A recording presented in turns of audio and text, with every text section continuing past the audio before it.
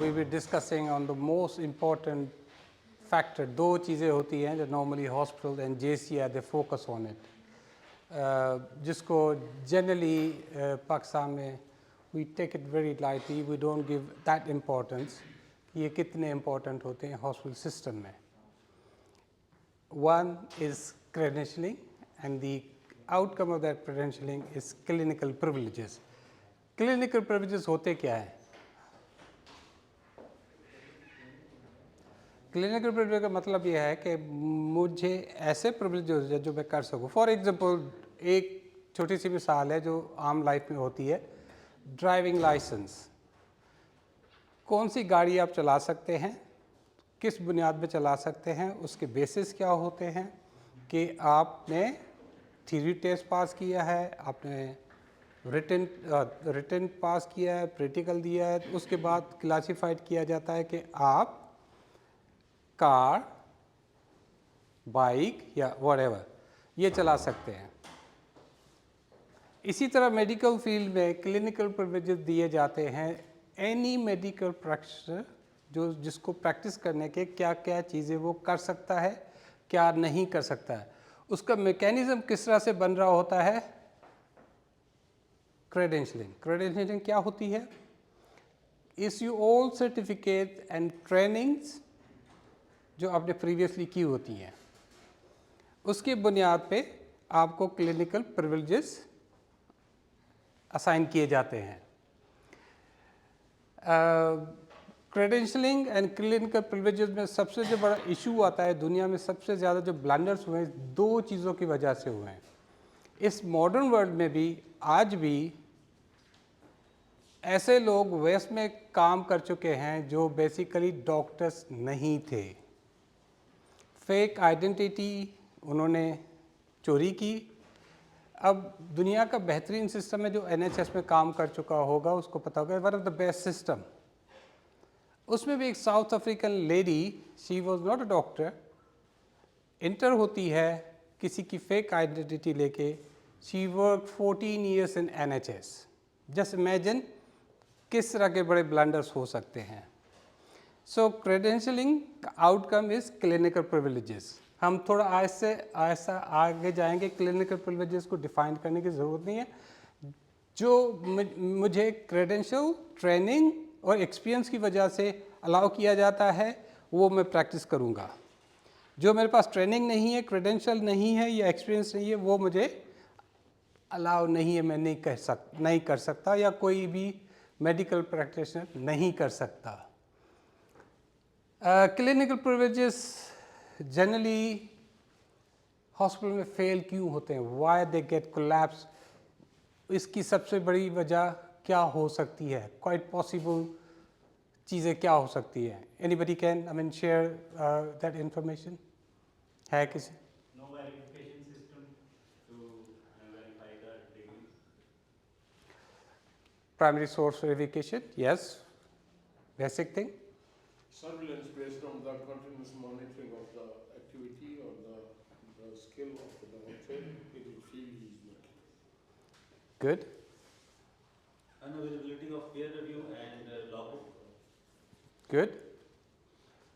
जो मेरा एक्सपीरियंस कहता है उसका सबसे बड़ा फेल्यूर की वजह लीडरशिप होती है. लीडरशिप जब इन्फोर्स नहीं कर सकती है, मॉनिटर नहीं कर सकती है, वैल्यू नहीं देती है इस चीज़ को, तो what happens? Credentials being ignored. जब क्रेडेंशियल बीइंग इग्नोर्ड, उसका आउटकम क्रेडेंशियल से क्या? क्लिनिकल प्रिविलेजेस बनता है. We don't give that importance as a leaders of the hospital कि ये फैक्टर्स कितने इंपॉर्टेंट है, इससे क्या क्या चीज़ें हो सकती हैं. ठीक है, वो आगे हम थोड़ा जाके इसको डीपली डिस्कस भी करेंगे और एक दूसरे से अपनी इंफॉर्मेशन, एक्सपीरियंस हम लोग शेयर भी करेंगे. नेक्स्ट जी, हम सबसे पहले फेल्यूर पे जाते हैं कि क्यों ये चीज़ें फेल होती हैं. किसने कहा कि वो जो होती है primary source verification, it's very important factor. उसके बाद हम लोग जब कर रहे होते हैं ना, जब क्रेडेंशियलिंग कर रहे होते हैं कि we take this credentials as part of a ticking exercise, ये हमें दे दिए, फेलोशिप की डिग्री मिल गई, ट्रेनिंग की डिग्री मिल गई, हाउ डू वी नो वो जेन्युइन है? उसके लिए JCI का स्टैंडर्ड कहता है कि you have to do it primary source verification, that's mandatory. Recently JCI accredited hospital in Middle East, उसको मेजर नॉन कंप्लायंस 3 सर्वे उसके हो चुके थे। एक मेजर नॉन कंप्लायंस इस पे मिली कि उनके 5 डॉक्टर्स के प्राइमरी सोर्स वेरिफिकेशन नहीं थे, they were practising for last 3 years। तो मेजर नॉन कंप्लायंस JCI का मतलब पता है?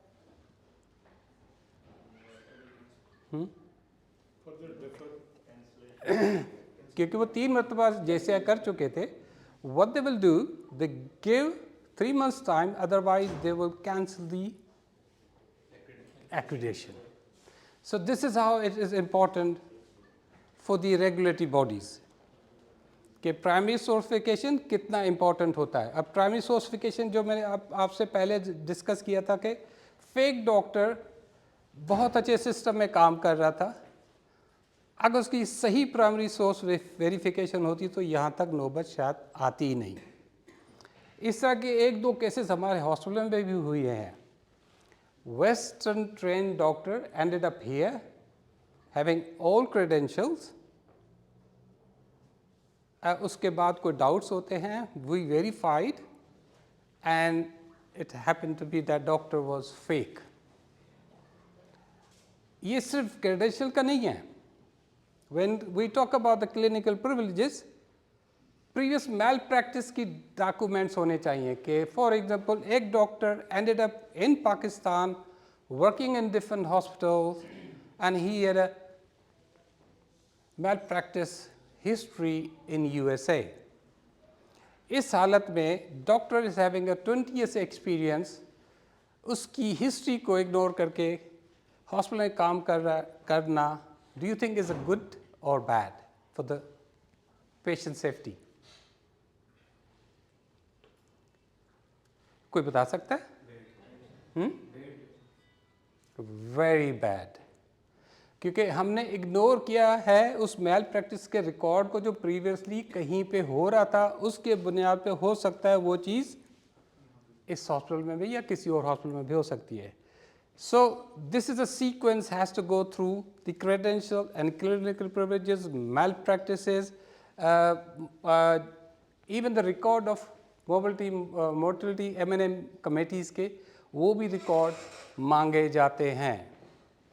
एक डॉक्टर का मल्टीपल्स हैं एक 5 years में, so that's a red alert कि इस सर्टेन प्रोसीजर में इतने केसेस किए हैं, उसके इतने सारे रिव्यूज़ हो चुके हैं। So what should be doing as a hospital, हमने क्या मैकेनिज़्म होना चाहिए, किस तरह से करना चाहिए, तो उसको आहिस्ता आहिस्ता हम डिस्कस करते चलेंगे। अच्छा, कभी कभी होता क्या है फेल्यूर का, डॉक्टर सिस्टम में आ जाता है, वी रश इनटू इट, उसको ऑन बोर्ड कर देते हैं, डॉक्यूमेंट्स हमारे पास होते नहीं हैं, उसकी क्लिनिकल प्रिविलेजेस असाइन होती नहीं हैं, अगर होती भी हैं तो generally this part of the world we do ticking exercise. Documents are ready, file is complete है, audit किया, is done.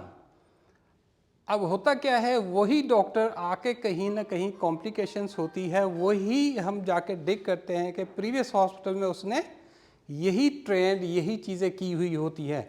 This is the one of the reason you have to verify this old training experience and peer-reviewed references as well.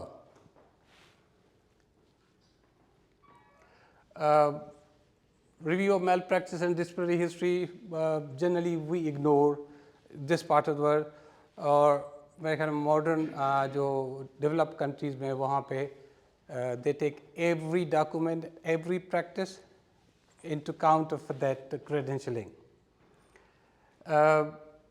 जब foreign trend या foreign doctors आ रहे होते हैं, उसमें बहुत सारी एम्बिग्यूटी होती है क्रेडेंशियल्स से लेके क्लिनिकल प्रिविलेजेस में। आई कैन क्लेम एनीथिंग कि मैं वहाँ ये भी करता था. हाउ डू वी नो कि आप करते थे? देखिए, we are discussing the problems कि दुनिया में क्या क्या होते हैं. ये नहीं कि हमारे पास हो रहे थे. आई एम नॉट डिस्कसिंग यहाँ के प्रॉब्लम, पर इस दुनिया के प्रॉब्लम्स आई एम डिस्कसिंग कि ये पॉसिबिलिटीज़ थे, ये मैं कर सकता हूँ. Not having a complete clinical privileges committee या उसका mechanism. So what will happen? I claim as a surgeon कि मैं लेप्रोस्कोपी सर्जरी करता हूँ 4 साल से. I will take that word being a committee member or HOD, or I will ask for something else. क्या करना चाहिए? Ask for somebody else. So verbal is okay, you are claiming it, but prove it. Prove किस तरह से किया जा सकता है कि you check references, peer review या log book होता है. log book नहीं है तो आप ask for reference from the peer reviews. जिसके साथ आप काम कर रहे होते हो उससे पूछ सकते हो कि लेप्रोस्कोपी कितनी सर्जरीज इसने की हैं. अब एक इसी में चीज़ आ जाती है, लेप्रोस्कोपिकली मैंने पूरे साल में 3 की हैं. मैं एज ए सर्जन करता हूँ. जब उससे मैं वेरीफाई किया, इस बेस पे क्या करना चाहिए कि मैंने 3 लेप्रोस्कोपिकली सर्जरी की है, हम उसको क्लिनिकल प्रिविलेज दे दें या नहीं? स्टैंडर्ड कहते थे सर्टेन नंबर ऑफ, आप डिसाइड करें एज अ हॉस्पिटल, आप डिसाइड करें कि इतने मिनिमम प्रोसीजर किए हो. अच्छा, इसमें दूसरी कॉम्प्लेक्सिटी ये आ जाती है कि एक रेयर केसेस होते हैं उसमें नंबर्स डिफर हो जाते हैं. एक कॉमन, अब एक गायनी वाली है, गायनी में डॉक्टर कोई काम कर रहा है, so C section is like bread and butter. कोई कॉम्प्लेक्स सर्जरी रेयरली हो रही होती है, तो रेयर एंड कॉमन प्रैक्टिस के नंबर्स को डिफाइन ये अब हॉस्पिटल डिसाइड करता है. जैसे ये कहता है कि आप डिसाइड करें being what is the safe number जो आप एक साल में काउंट करेंगे इस किए हैं, तो फिर उसको इंडिपेंडेंटली हम प्रैक्टिस के राइट्स देंगे. अगर इतने नंबर नहीं हैं तो क्या कर सकते हैं? अगर इंडिपेंडेंटली नहीं कर सकता डॉक्टर एक्स, तो अंडर ऑब्जर्वेंस प्रोविजन उसको देते हैं कि फॉर एग्जांपल आपने 6 महीने तक इतने नंबर करने हैं. फिर इसमें 2 मेथोडोलॉजी है. जो नया डॉक्टर हॉस्पिटल इन होता है उसको कहते हैं फोकस प्रोफेशनल प्रैक्टिसेस. वो फोकस क्या होता है? फॉर एग्जांपल डॉक्टर जुबैर हैं और डॉक्टर अतीउल्ला हैं. Doctor Atiullah is getting in the system new, जो क्लेम करते हैं being doctor Zubair being HOD, focus review होगा for next 3 months. Focus review का क्या मतलब है? एवरी क्लेम जो अतीउल्ला ने किया है, he will observe on regular basis कि 3 महीने में उसको साइन ऑफ करना है कि इसको क्लिनिकल प्रिविलेजेस हमने इंडिपेंडेंटली देने हैं. सो इसमें क्या होता है? बॉटल नेक क्या होते हैं जब ये सारी चीज़ें होती है? क्रिटिकल जो टीम्स होती है ना, उसमें कैपेसिटी जनरली नहीं होती. Lake of a capacity, lake of a knowledge, lake of experience जिन्होंने इम्प्लीमेंट करना होता है. इम्प्लीमेंट कौन होता है? एडमिनिस्ट्रेटिव रोल होता है. एडमिनिस्ट्रेटिव रोल कौन कौन इसमें शामिल होते हैं? HR, quality and medical office. Medical office, ये तीनों मिलके इन चीज़ों के एडमिनिस्ट्रेटिवली इसको मैनेज कर रहे होते हैं. अगर उनकी कैपेसिटी नहीं है, सो that will create a gray and bottlenecks. दूसरा क्या होता है? अथॉरिटी टू, जनरली क्या होता है हमारे कल्चर में या इस तरह के सेटअप में, somebody is a very senior surgeon known in the market, उसने कहा मेरे पास लॉग बुक भी नहीं है, I don't have anything. Peer review, you know me very well, I'm known in the market. As organisation हमने क्या करना चाहिए यहाँ पे? Taking his words and giving him the clinical privileges? जैसे कहता है कि whoever it is get there, अगर लॉग बुक नहीं है, they are peer reviewed, और एग्जैक्ट जो कमेटी बनती है they can ask question because there is a medical team, they have that knowledge. They can dig out कि ये procedure किया किस तरह से किया.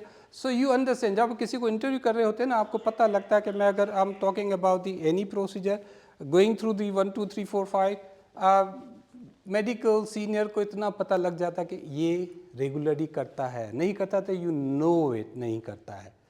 सो दीज आर द मैकेनिज्म आप अडॉप्ट कर रहे होते हैं. लॉग बुक नहीं दिया, पीयर रिव्यू नहीं दिया, देन इस committee's decision, they take this responsibility. No, he is qualified enough, इसको हम ले सकते हैं. But that's a grey area. ये ग्रे एरिया क्यों बन सकता है कि इसमें बायस भी आ सकता है, फेवरेटिज्म भी आ सकती है. If I know any person, committee, फिर कमेटी पे यू नो इसलिए कहा जाता है कि मल्टी डिसिप्लिनरी हो, दे मिनिमम 3 नंबर हो. और अच्छी प्रैक्टिस ये है दुनिया में जो मॉडर्न प्रैक्टिस आ गई है कि एक्चुअली इसके ऊपर ओ सुपरविजन होनी चाहिए, इसका ऑडिट होना चाहिए. This is one of the reason अभी हम जो नई पॉलिसी रिवाइज करने जा रहे हैं, वी आर इन्फोर्सिंग के CEO should be part of it is all. होता क्या है कि बोर्ड एक नॉमिनेशन देता है कि ये क्लिनिकल पर इस साल के some time what they do, they hire external people. बहुत माना हुआ सर्जन, एक माना हुआ, तो वो इंडिपेंडेंट बोर्ड को लेके आता है कि हमारे क्लिनिकल प्रोसेस को, because and of the day community को लिए, सबके लिए बोर्ड इज रिस्पॉन्सिबल. सो वो इस चीज़ को इस तरह से कर रहे होते हैं कि दे आस इंडिपेंडेंट, जिस तरह ऑडिटर्स हम एक्सटर्नल बाहर में रहे होते हैं, इसी तरह से क्लिनिकल प्रिविलेज के लिए बाहर के लोग लेके आते हैं कि हमारे क्लिनिकल प्रोसेस को आप चेक करें, वेरीफाई करें. मैं अभी कर चुका हूँ. Weak credentialing, weak garbage in garbage out. So that's a mechanism. Next please. अच्छा, एक कॉमन चीज़ होती है, वह नाम टिपिकल देता हूँ.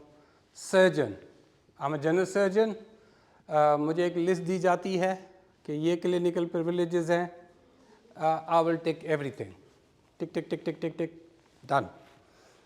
वो क्लेम करता है कि मैं जी लेप्रोस्कोपिकली भी प्रोसीजर इतने सारे किए हैं. उस पर हम उससे कहते हैं कि अपना वॉल्यूम बताओ कितना है, पीयर रिव्यू बताओ कितना है, क्या है. उसको ट्रेनिंग भी एक चीज़ होती है, लेप्रोस्कोपिकली ट्रेनिंग आपने कहाँ की है. So you have a right to ask him training structure कहाँ से किए, ट्रेनिंग का मॉड्यूल क्या था, उसकी सर्टिफिकेशन कहाँ है, कितने केस पूरे किए हैं. General surgery is one. एक जनरल सर्जन होते हैं, दे आजकल की दुनिया में general surgeon they do robotic surgery as well, until they don't have that training और इस स्किल के रोबोट को ऑपरेट करना है. So he will not assign as a robotic surgeon. Laparoscopically जहाँ भी ये गैजेट्स आ जाते हैं, you have to have extra skill to operate those gadgets. अब नए एरा में रोबोट्स भी आ गए हैं, लेप्रोस्कोपिक तो एक छोटी सी मिसाल बन गई है. इस लिहाज में you have right to ask them कि इसकी ट्रेनिंग कहाँ की है, कितने किए हैं, क्या किया है, प्रोवाइड अस दी डॉक्यूमेंट्स. ठीक है.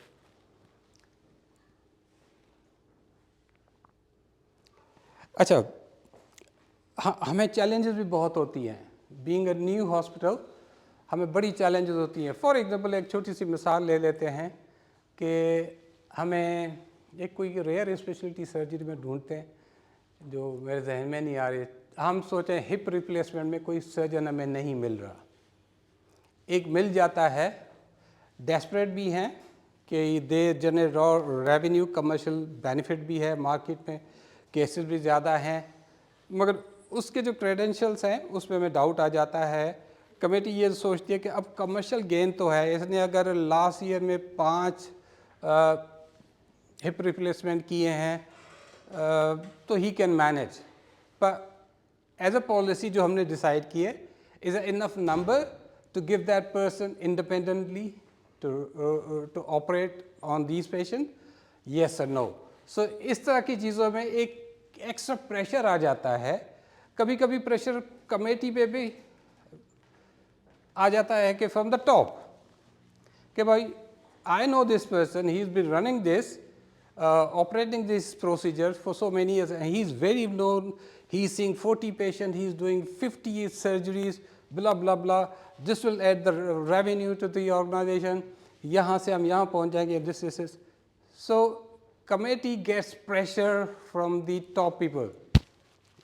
हम जैसे लोग जो एडमिनिस्ट्रेशन में होते हैं वो प्रेशर क्रिएट करते हैं, फाइनेंस कहता है नहीं रेवेन्यू चाहिए. So committee is independent, they are suppose to say yes, because हम लोग कहते हैं तो वो नो तो नहीं कर सकते ना. क्या करना चाहिए? नो करना चाहिए, because patient safety come first. Doubts हैं, डोंट गेट. कमेटी जब हम कहते हैं ना, they have they're wearing that cap, but there is a law responsibility. जब हम पेशेंट की बात, सेफ्टी की बात करते हैं ना, वी आर ऑल रिस्पॉन्सिबल. जो डिसीजन मेकिंग में आ जाता है ना, the difficult thing you are carrying is patient safety. ठीक है. सो इस तरह के कंप्रोमाइजेस में भी डाला जाता है इस प्रोसेसेस में. एक कुछ किस्सा है मुझे किसी ने शेयर किया.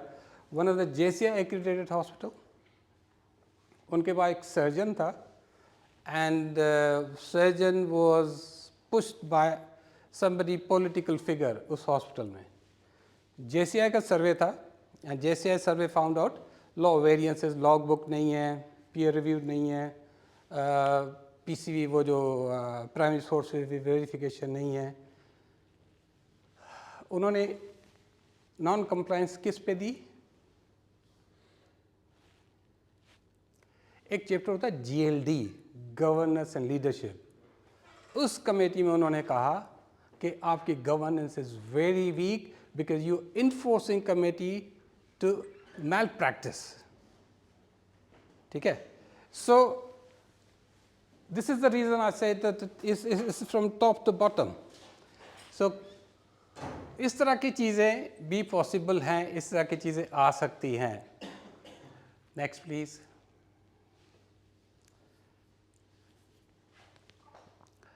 अच्छा, एक चीज़ हम शायद एक मीटिंग थी कल भी डिस्कस कर रहे थे, because being going through infancy का मतलब 3 साल है, हमारा volume is very low. Low का मतलब है हमारे लिए तो इज़ गुड, मगर when data and decision making आ जाती है then we have a very low data. इस तरह की चीज़ों में लो वॉल्यूम क्लिनिशियन को क्लिनिकल प्रिविलेज का साइकिल क्या होता है कि JCI कहता है कि हर 2 साल में रिव्यू होना चाहिए. 1 साल भी हो, वो डिफाइन कर दें पॉलिसी. ये ज़रूर बताएं कि आप रिव्यू करते हैं. वो साल आपको नहीं बताते हैं कि कितने साल करें, मगर जब कहें कि 1 साल या 2 साल उसमें रिव्यू करें. अब उस रिव्यू में आ जाते हैं तो चैलेंज ये आ जाता है कि उसको volume is very low. For example एक सर्जन है, उसके पास पेशेंट नहीं आ रहे, वो प्रोसीजर कम कर रहा है, हम उसका रिव्यू करने बैठ गए हैं, उसने 2 साल में किए 6 प्रोसीजर है, फॉर एग्जाम्पल बात करते हैं. अब कमेटी के लिए चैलेंज क्या आ जाता है कि इसको रिन्यू करें या अंडर ऑब्जर्वेशन डाल दें कि भाई जस्ट गेट, क्योंकि 5-6 किए हैं 2 सालों में इज़ नॉट गुड नंबर जिस पे हम कमेटी विल डिसाइड कि तुम इंडिपेंडेंटली प्रैक्टिस करो. इस हालत में हम क्या कर सकते हैं? That's very challenging. ओवर इतना वॉल्यूम नहीं है, इतना नंबर नहीं है, इस तरह की चीज़ें आएंगी. तो JCI क्या कहता है कि अपनी पॉलिसी चेंज करके उसमें बता दें कि this is what we are doing.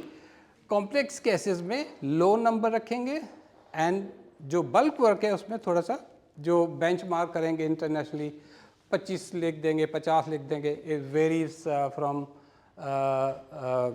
Case to case.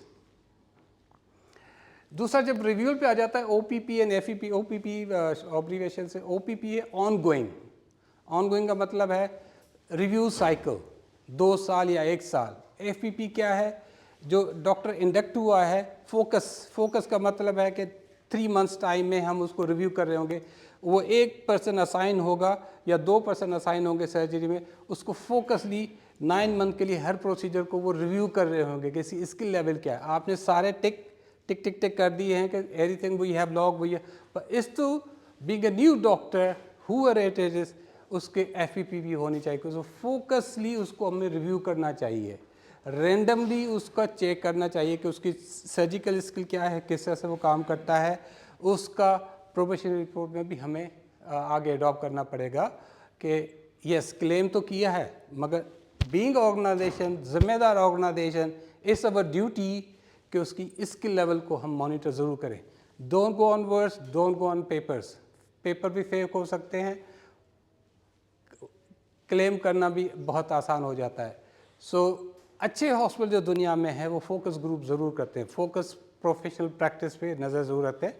कहीं 100 डेज़ होता है, कहीं 90 डेज़ होता है। You assign one of the surgeon या कोई भी इसी एरिया में कि इसको रैंडमली चेक करते रहें। डिफरेंट फॉर एग्जाम्पल लैब कॉली उसने 2 की हैं तो एक ऑब्जर्वेशन कर लें, गुड इनफ। एनीथिंग एल्स उसकी, तो you have a certain data जब आप कि know he is competent enough. जब आपका शक आ जाता है, यू सी कि he is not competent, raise it to the committee. ठीक है, raise it to the committee. जब रिव्यू होगा, committee have a right to reverse it. ठीक है, सो रेज करना बुराई नहीं है, रेज करना प्रेशर में नहीं आना चाहिए। Raise is for patient safety, that's the reason we all here. सबसे इम्पोर्टेंट चीज़ क्या है, we all like a family, एक दूसरे को जानते हैं, एक दूसरे के साथ 12 घंटे का टाइम स्पेंड करते हैं। When comes to patient safety, no compromise. ठीक है, उस पर हमने रेज भी करना, इंसिडेंट भी रेज करना है। इंसिडेंट रेज करने का फ़ायदा ये है कि सरफेस पे आ जाता है, then management comes in, then we act accordingly.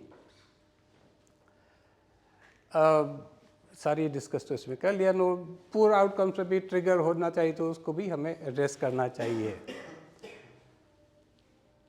ये बड़ा आसान है कहने में ना, it looks very simple and easy, trust me is very complex, very difficult. इस सिचुएशन में मैं कहता हूँ नेक्स्ट टू इम्पॉसिबल, क्योंकि हम सारा जो चीज़ कर रहे हैं ना, इस ऑल मैनुअल। क्लिनिकल पर जो पेपर पे लिखते हैं, मीटिंग भी पेपर पे लिखते हैं, हाउ डू वी मॉनिटर? जब तक इसमें डेटा और सिस्टम सपोर्ट नहीं करेगा ना, ह्यूमनली इज़ नॉट पॉसिबल कि हम इसको मॉनिटर करते रहें, फोकस या ऑन गोइंग। ये जब हम कर सकेंगे जब हमें ये टेक्नोलॉजी से कोई हेल्प मिलेगी। डैशबोर्ड होना चाहिए मेरे पास, चीज़ें होनी चाहिए, I can see, I can report होना चाहिए। Manually not possible. मेरा तो एक्सपीरियंस कहता है वो पेपर वर्क की हो जाता है और उसमें वेग सी चीज़ें आ जाती हैं, तो असल चीज़ एड्रेस नहीं हो सकती है। बेटर टू हैव जो हमारी IT team is working on it, hopefully in few weeks time we'll have a automated clinical and credentialing system in place, जिसका हम सेकेंड फेज़ में इंशाल्लाह उसका डैशबोर्ड भी होगा। वो कैन सी कितने प्रोसीजर हुए हैं, प्रोसीजर के उससे सर्जन ने जो फोकस कर रहा है उसने कोई ऐसा कंसर्न तो शो नहीं किया जो कमेटी आराम से देख सके, रादर देन आस्किंग। जब वो बैठे तो 3 महीने के बाद दे हैव अ डैशबोर्ड, इसने 15 लैब कोली की हैं फॉर एग्जांपल, उसमें 3 में कंसर्न था, फिर ही वाज लिटिल शेकी। आपके पास डेटा होना चाहिए और ऑटोमेटेड होना चाहिए, तो तब भी ये सारी चीज़ें स्मूथली एंड बेहतर तरीके से हो सकती हैं। जिस तरह आज हम कर रहे हैं, then is again just talking exercise. मुश्किल हो जाएगा, मुश्किल से नामुमकिन हो जाएगा जिस तरह हम मॉनिटरिंग चाह रहे हैं, जिस तरह के हम स्टैंडर्ड इम्प्लीमेंट करना चाह रहे हैं। अच्छा, ये भी मेरे ख्याल में लोकली एक रेफरेंस है कि एक जगह पे ICU कंसल्टेंट था, समहाउ उसने पूरे साल में 5 वेंटिलेटर पे पेशेंट को मैनेज किया था। He had a right to work, pulmonologist था, to work in ICU। JCI आया, they ask question, is enough number जिस पे आप ICU, because every area is different. जब आप क्रिटिकल साइड पे आ जाते हो तो आपके पैरामीटर्स चेंज हो जाते हैं। 5 is good enough, they showed concern on it. उसको सपोर्ट करने के लिए उसकी ट्रेनिंग की सर्टिफिकेशन इज़ वेरी इंपॉर्टेंट। दूसरा जो इग्नोर्ड एरिया होता है जनरली कि वहाँ प्रैक्टिस करते हुए उसने कॉम्प्लिकेशन कितनी हुई होएंगी या ये मुझे लगता है पाकिस्तान में बहुत मुश्किल है, नामुमकिन है। बहुत सारे तो रिकॉर्ड भी नहीं करते हैं, रिकॉर्ड भी करते हैं तो पब्लिश नहीं करते हैं, शेयर नहीं करते हैं। पीयर रिव्यू भी बड़ा ग्रे एरिया है, पीयर रिव्यू 2 CRA में चला जाता है। तो ये चैलेंजेस हैं, मगर कहीं ना कहीं हमने बेंचमार्क करना पड़ेगा इंटरनेशनली। लोकली भी कुछ अच्छे हॉस्पिटल हैं जो ऐसी अच्छी प्रैक्टिस करते हैं, उनको भी बेंचमार्क हम कर सकते हैं। एक नया जो है पेशेंट फीडबैक को भी कंसीडर किया जाता है कि doctor is coming from x hospital, वहाँ पेशेंट फीडबैक क्या था।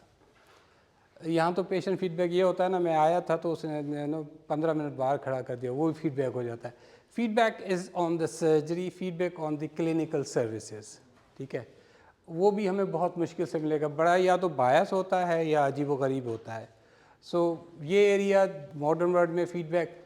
हेल्थ ग्रेड किसने सुना है? ज़ुबैर ने तो सुना होगा। हेल्थ ग्रेड अमेरिका में हेल्थ ग्रेड इज़ ऑर्गेनाइजेशन है, वेबसाइट भी है। आज किसी भी डॉक्टर का नाम डाल के देख लें, जिसको जानते हैं, जो अमेरिकन बोर्ड हो या American practice, you will know everything about him.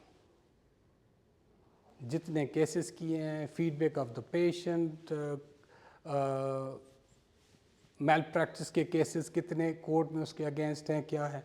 You will get the complete x-ray of his clinical career. इस अमेजिंग टूल दुनिया में अवेलेबल नहीं है, अमेरिका में ज़रूर है। यूके में भी ऐसा नहीं है, वहाँ GMC होता है, and all this is different. Pakistan में ऐसा कोई मैकेनिज़्म नहीं है जो सेंट्रलाइज डेटा हो, जहाँ पे ये सारी चीज़ें। एक पाकिस्तान में तो ऑथेंटिक डेटा भी मुश्किल से मिलता है, तो फेक हो जाता है, इस तरह की चीज़ें हो रहती है। मगर ये भी यूज़ किया जाता है when it comes to giving clinical privileges as well.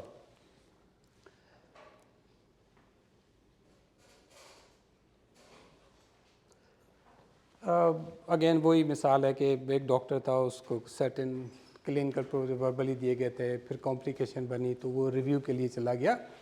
This is in UK। No evidence-based privileging, higher risk clinical behavior remains. Next, please. Culture. Culture का बड़ा रोल होता है।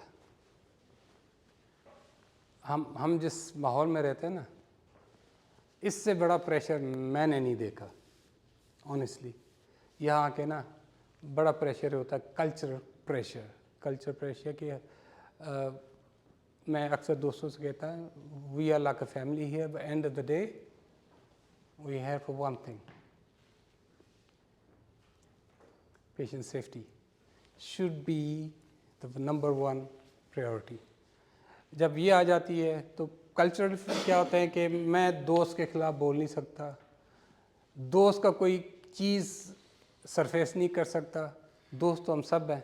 When comes to patient safety, no one is a friend. अब मेरा इसमें ये take है कि हम उससे दुश्मनी भी कर रहे होते हैं। अगर इंसिडेंट है, हम रिपोर्ट नहीं करेंगे, हाउ वी विल लर्न।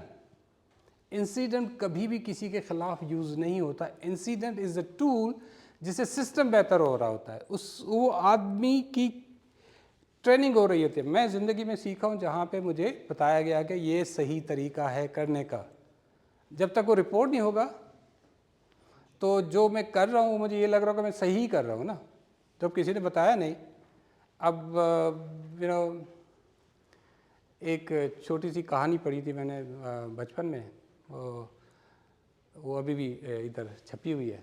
तो एक गांव था छोटा, किसी का बच्चा बीमार था, तो वो शहर जाते थे, जीपी को दिखा के वापस आते थे। एक दिन वो गाड़ी के लिए खड़े हुए थे, एक दरख्त था, बच्चे ने ना उस दरख्त से कोई पत्ता था वो खा लिया।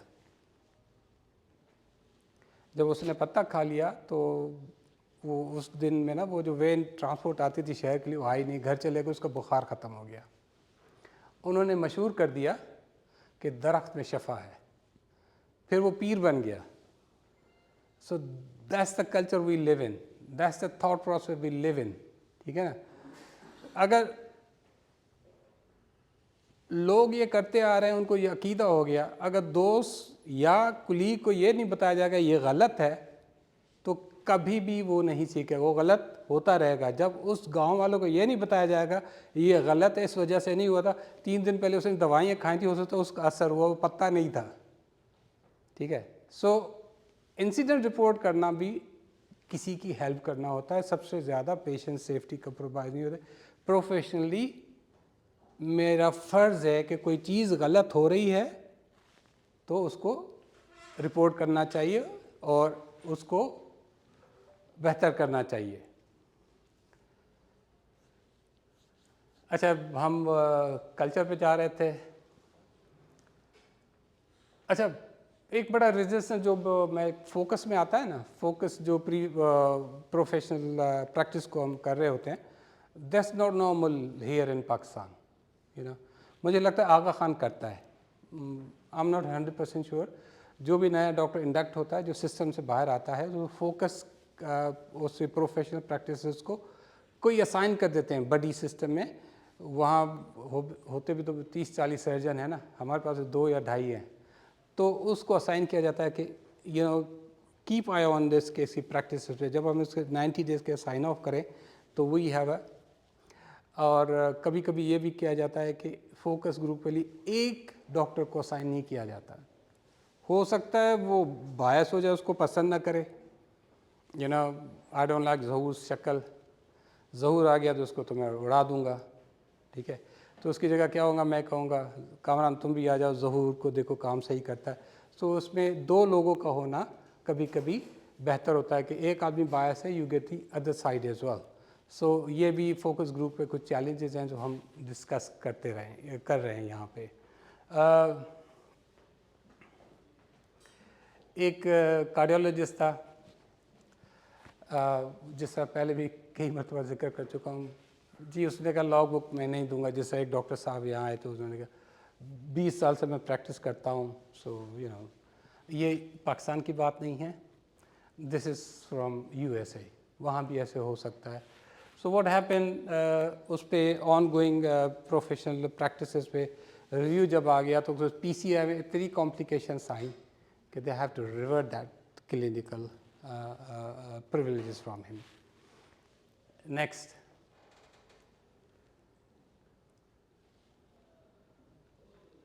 अच्छा, हम क्यों डरते हैं?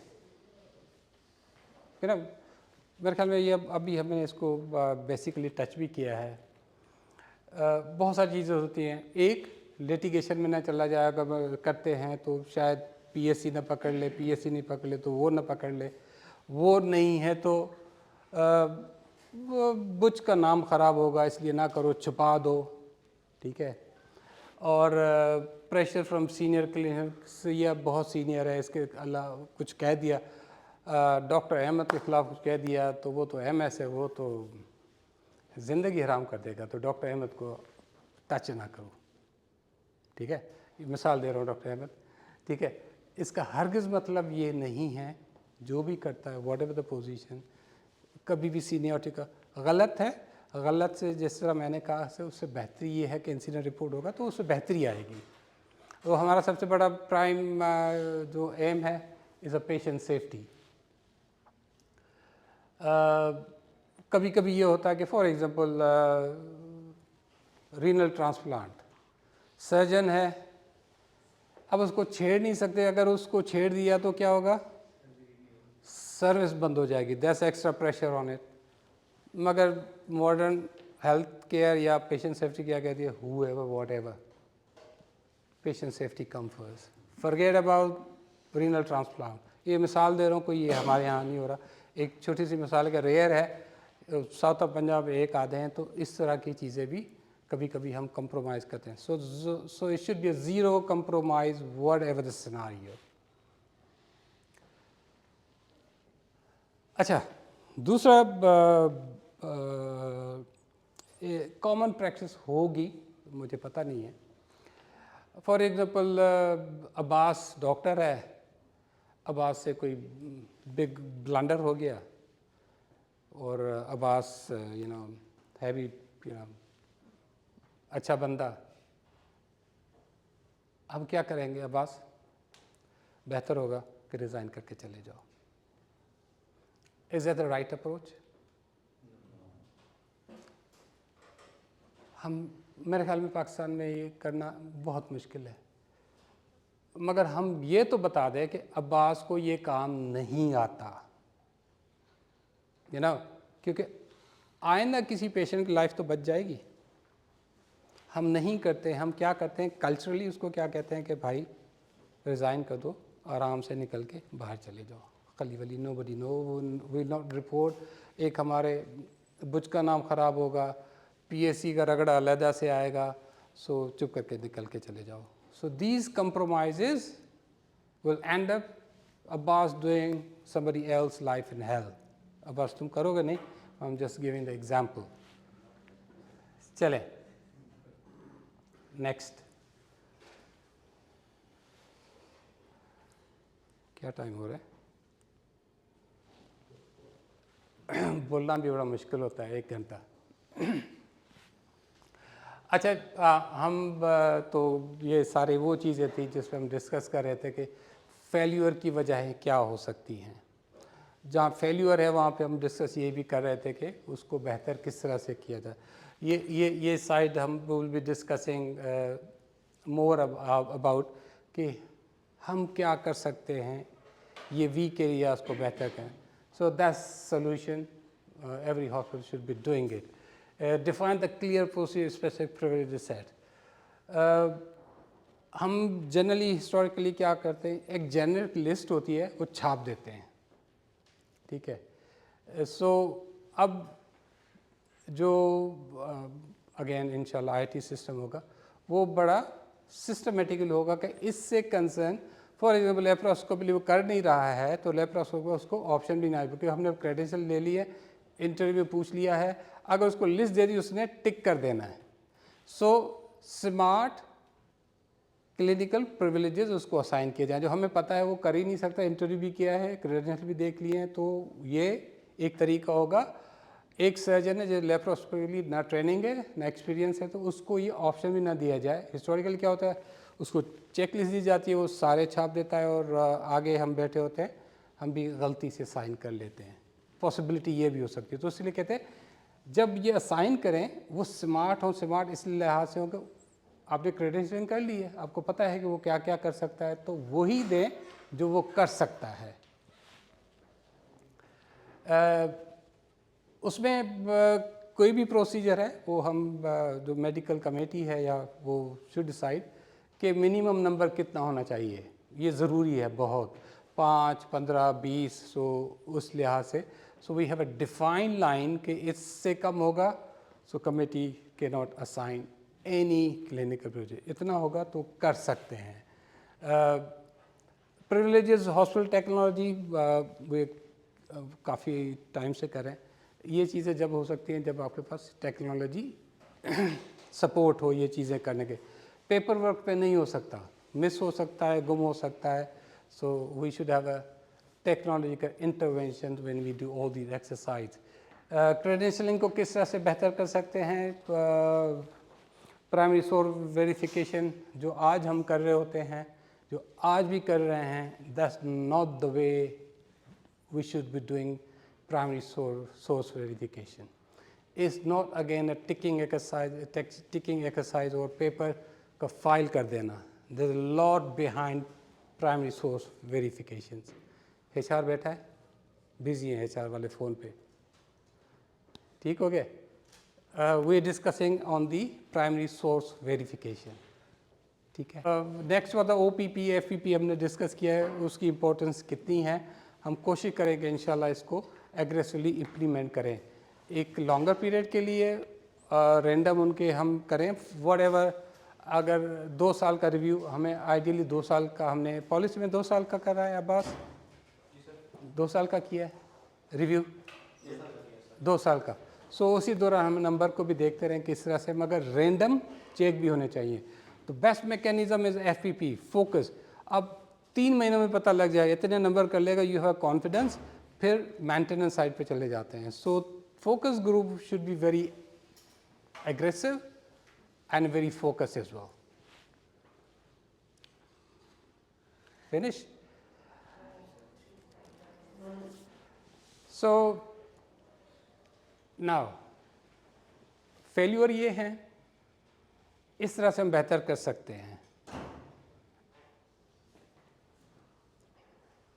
मेरा आज भी ये इस पे यकीन है कि अगर from the top we understand कि क्रेडेंशियल्स एंड क्लिनिकल कितने इम्पोर्टेंट हैं, आई एम श्योर जो ये चीज़ें हो रही या होने वाली हैं उसको बेहतर तरीके से हम कर सकते हैं. When it comes to the patient safety, when it comes to the quality, when it comes to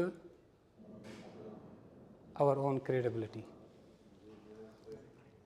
मेरे ख्याल में हमारे लिए सबसे ज़्यादा इम्पोर्टेंट इन दोनों चीज़ों के हम बेहतर से बेहतर करते जाएं. एंड आई एम श्योर हमारी टीम में ये कैपेसिटी है और going forward I am very positive कि इससे हम काफ़ी चीज़ें सीख के, काफ़ी चीज़ें इम्प्लीमेंट करके, policy is a paper work, policy जो बनाते हैं पॉलिसी की implementation be careful, patient will be careful. So वो कहते हैं अखलाकी फ़र्ज़ है आपका कि इसको अंडर कारपेट ना डालें, इसको सरफेस पे डालें. उसे खाली भेज दिया ताकि दूसरी जगह जाके वो खराबी करे, या हमने उसे बता दिया ये इस काबिल ही नहीं है. हमारे पास तो वो कैपेसिटी नहीं है ना, हम अब फोरम है, हमारे पास उसने काम किया है, पॉइंट आउट हो गया है, सर्टेन डेफिशिएंसीज आ रही हैं सामने. तो सर्टेन नहीं है ना, it's not about the organisation interest, it's about the 2 lives हमने ज़ाया कर दिए हैं, 2 ज़िंदगी बगैर उसके चली गई. Then we are responsible. तो इससे फिर मैं ये मतलब लूँ कि हम जो है पीएमडीसी से कहें कि ये बंदा इस काबिल नहीं है, इसका लाइसेंस. हम पीएमडीसी को नहीं कहें, कोई हमसे रेफरेंस चेक करेगा, हम ऑनेस्टली उसको बताएंगे कि ये इसमें ये मैल प्रैक्टिसेस हैं, ये हैं, हम उसको पब्लिश नहीं करेंगे, न्यूज़पेपर में नहीं देंगे. कोई रेफरेंस चेक करेगा, उसको ये बता देंगे कि इसने ये केसेस किए थे, इसके ये अगेंस्ट ये केसेस हैं. अखलाकन ये हमारा फ़र्ज़ है बताना. अगर नहीं करते हैं सो दैट्स अनएथिकल. मैं एक चीज़ बात करूँ तो बेसिकली ये where to start the thread, नीचे से ऊपर से, ये जो सारा इसका प्रिविलेज का, I think the thread starts from the day the people person joins. वहाँ से थ्रेड ठीक हो तो next things would be moving. Secondly sir दूसरा आता है, पहला क्लेम होता है, who claims to for these privileges. जो क्लेम करता है दैट इज सीन और डॉक्यूमेंट्री प्रूफ है या कोई दूसरा प्रूफ है वो साथ ऐड करके goes to the committee. The committee has to be very fair, very experienced to listen to whatever procedure that the clinician और व्हाटएवर जो उसकी प्रिविलेज है वो कर. Then comes the most difficult part and that is to assess the practice जिसमें ethical और difficulty level choose करना, complication rate. कोई एक केस कहीं भी difficult हो सकता है. You start doing it, आज शुरू किया तो difficulty आ जाए ना, वो you're not administrating. But खुदा ना खास्ता अगर वहाँ कुछ हो जाता है और तो डिफिकल्टी लेवल जो है वो आपके पास चैलेंज रहता है. तो there comes the experience, previous experience. If the person has less experience there should be somebody to back up his experience. If a junior consultant तो दूसरा बिल्कुल सही. हॉस्पिटल की रिस्पॉन्सिबिलिटी भी है, then it is HR and everybody's responsibility to have that backup. If it not available in the hospital it should be on call at least, कि वो रात को 3 बजे को कर रहा है और उसको तो ये it is a very difficult and step wise thing that I have understood. कि तबूक में हमारा ये उन्होंने शुरू किया वहाँ था तो वो एक बड़ा एक लेंथी प्रोसेस था. उसमें इंश्योरेंस भी थी कि जी doctor is to be insured, वो जो क्लेम करेगा वो बिल्कुल प्रैक्टिस होगी, फिर 1 साल बाद जाके उसकी प्रिविलेजेस जो है वो वेट हों. देखिए जी, पाकिस्तान में मेल प्रैक्टिस इंश्योरेंस तो है नहीं, मुझे ठीक है दुनिया में होती है वो कॉन्सेंट नहीं है पेशेंट के, पेशेंट कुछ भी पास करते हैं आपके बारे में? यहाँ तो वी कांट डू एनीथिंग। आपने बिल्कुल सही कहा है, this is the process, this is what we इंशाल्लाह इंटेंड टू डू, कि है ना। जो मैंने कहा था कि वो जो फोकस प्रोफेशनल प्रैक्टिसेस का है ना, उसको जितना हम स्ट्रेंथन करेंगे उतना बेहतर रिजल्ट आते जाएंगे, ठीक है। सो अर्ली डेज में वी नो कि कोई क्लेम भी करता है तो 90 डेज इज़ गुड इनफ, ठीक है ना। वो जब हमारा बेहतर हो जाएगा ना, ये हम जो बातें कर रहे हैं ना, तो ट्रस्ट मी ये it will take few years, it will not happen next day. Start करते हैं इंशाल्लाह as a journey and we see positive result in couple of years time. Basically सब मेरा तो ये था, हाँ। ट्रेंड कहाँ से शुरू करना है? फ्रॉम बिलो ऑनवर्ड्स और द टॉप ऑनवर्ड्स और द एग्जिस्टिंग तीनों पर जो हमने कहा है डे 1 से आ गया, प्रोसेस स्टार्टेड। हमारे सबसे पहला जो अप्रेजल है वो 90 डेज़ का है, देन एनुअल है। एग्जिस्टिंग जो ठीक है। ऑलरेडी उनका भी अप्रेजल साथ साथ होगा। अच्छा, मज़ेदार चीज़ है वो अब यहाँ डिस्क्लोज करनी चाहिए। अब क्लिनिकल प्रिविलेजेस की जो कमेटी है वो दे एग्रेसिवली दे डिस्कसिंग कि हम जो भी प्रेजेंट डॉक्टर्स हैं ना, हम restart, we will redo it according to the new policy with the having committee in. एक इससे हम सीखेंगे, एक इससे चैलेंजेस भी नज़र आ रहे होंगे क्या क्या चीज़ें हैं, तो मेरे ख्याल में इससे ही हमें थोड़ी सी बेहतर क्लियर पिक्चर नज़र आ जाएगी जब हम इसको एक्चुअली एडॉप्शन में लेके जाएंगे प्रैक्टिकली।